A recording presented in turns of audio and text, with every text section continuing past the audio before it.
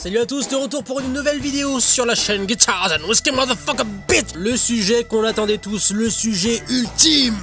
Gibson contre Fender.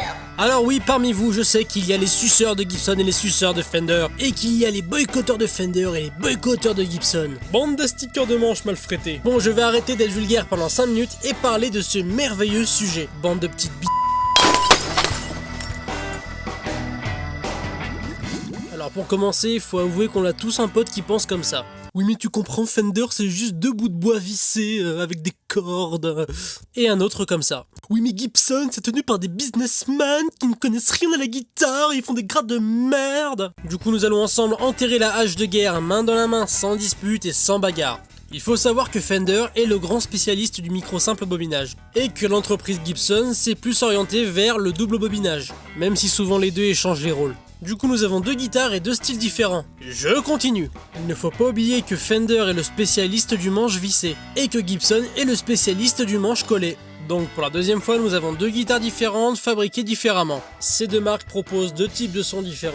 A l'origine les guitares Fender ont été créées pour jouer de la country et les guitares Gibson pour jouer du blues. Je parle bien sûr des guitares électriques. Et beaucoup d'entre vous pensent qu'il y a eu une vraie guerre entre les 2 marques. Vous savez, une sorte de question-réponse entre les guitares. Du genre, salut, moi je sors la Telecaster. Eh salut, tiens, moi je sors la Les Paul. C'est pas vrai, bah moi je sors la Stratocaster. Ah ouais, tu veux la jouer comme ça? Bah pour la peine je vais sortir la SG, tiens. Bah moi je vais sortir la Jazzmaster. Et bah moi la Flying V. Moi la Jaguar. Moi l'Explorer. Moi la Mustang. Tu me sens pas capable de faire du manche vissé? Et ben tiens, je te sors la Marauder. Pff, la honte, la Marauder, ça marchera jamais, mec. Ah ouais, ça marchera jamais, hein, je te le souhaite. Bon, c'est vrai que la Marauder a fait un petit flop, et pourtant ça n'empêche pas le fait que ce soit une bonne guitare vintage et pas chère. Après, les temps ont changé, car il y a quelques temps, les 2 marques ont commencé à proposer des guitares polyvalentes permettant de jouer n'importe quel style. Et ben moi la Telecaster de luxe. Et ben moi la Les Paul de luxe. Et ben moi la Stratocaster HH. Et ben moi la SG SSS, et bim, dans ta gueule. Et ben moi la Stratocaster Elite avec des micros simples qui ne buzzent pas. Et ben moi une Les Paul standard High Performance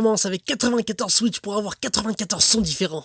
Bon, est-ce que maintenant vous trouvez ça absurde? Donc comprenez une fois pour toutes que ce sont 2 marques emblématiques qui ont fait l'histoire du rock. Pour moi, il n'y a pas de concurrence. Et sincèrement, vous savez quoi? Achetez les 2 et faites pas chier, bordel de merde.